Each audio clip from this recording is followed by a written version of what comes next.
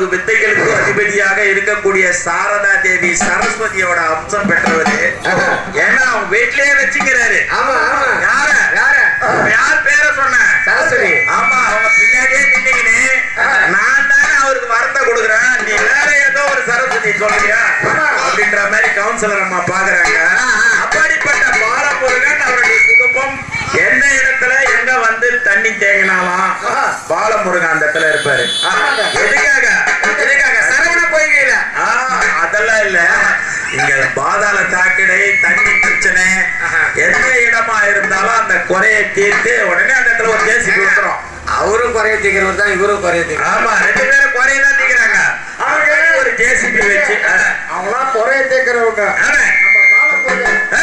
பசியை தீக்கிறவங்க. பசி அன்னதானம் யார் கேட்டாலும் அரிசி இல்லைன்னு கொடுத்துருவாரு. அப்புறம் அவர் கொடுக்குறவோ கொடுக்கலையோ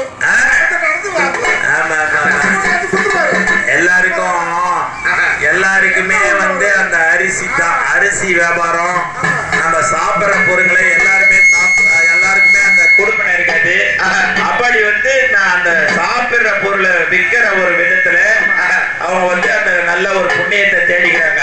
அப்படி பாலமுருகன் அவர்கள் அவருடைய குடும்பமும் நாளொரு மணி பொதுநலமா ஓங்கி வளர வேண்டும் என்று, அவருடைய வியாபாரம் செழித்து விளங்க வேண்டும் என்று ஆண்டவனை அம்பாளை வேண்டிக் கொண்டு அப்படிப்பட்ட பாலமுருகன் சரஸ்வதி மாமன்ற உறுப்பினர் அவருடைய குடும்பம் ஓங்கி வளர வேண்டும் என்று ஆண்டவனை அம்பாளை வேண்டுகின்றோம். சுபோதயம். ஒரு பொண்ணு கடை ஓகி கிடையாது, ஒரு பொண்ணு திப்பம் தான். பாலமுருகன் காசு கொடுக்க தேவையா? அப்படிதான் நாம டெய்லி ஒரு பொண்ணு எடுத்துட்டு வரணும்.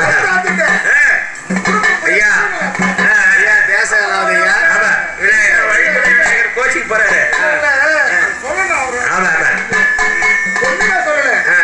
நீ துட்டு கூட கொடுக்க தெரியல, அச்சு எடுப்பாங்க தெரியாதாடா. அந்த மாதிரி விலகிய போனது அவன் முட்டை மாட்டமா எடுத்து அச்சு எடுக்கிறது ஆள் இல்லை.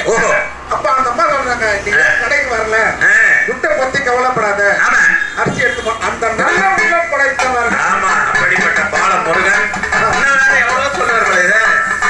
அப்படி வழித்துணை விநாயகரை வணங்கக்கூடிய நேரத்துல வழித்துறை விநாயகரோட என்னென்ன நன்மைகள் நடந்ததுன்னாக்க, சொர்க்கலோகத்திலே திலோத்தமை, ஊர்வசி, மேனகை, இப்படி 3 அழகிகள் இருக்கிறாங்க. எங்க இருக்கிறாங்க? சொர்க்கத்திலே இந்திரனிடத்திலே 3 அழகிகள் நடனம் ஆடிக்கொண்டிருக்கிறார்கள். அந்த நடனம் ஆடக்கூடிய நேரத்திலே யமதர்மராஜன், தேவாந்திரன், அப்படி சிவபெருமான் மூவர்களும் எல்லாரும் சேர்ந்து அந்த ஆட்டத்தை ரசிக்கக்கூடிய நேரத்துல யாரா இருந்தாலும் மயக்கிற மாதிரி ஒரு ஆட்டத்தை இவங்க ஆடுவாங்க. ஊர்வசி, திலோத்தமை, மேனகை, ரம்பை, இப்படி ஆடக்கூடிய நேரத்துல எனக்கு ஒரு சந்தேகம். ஆமா, என்ன கதை சொல்றேன்னு முதல்ல சொல்லு. இந்த கதையாகப்பட்டது என்னன்னு தெரியாம நானும் மட்டும் ஊட்டிந்தான். யாரு கதை சொல்றேன்? யாரு கதை? இது வந்து ஒரு அக்னி சொரூபத்துல பிறந்த ஒரு அசுரனுடைய கதை. இந்த அசுரன் என்ன பண்றாருன்னாக்க, அவர் எப்படி பிறக்கிறாரு அப்படி இன்னும் பிறக்கவே இல்லை, கதை நடுவுல அந்த பேர் வந்துடும். அப்படிப்பட்ட திருநாவுக்கரசு அவர்கள் சுந்தரர்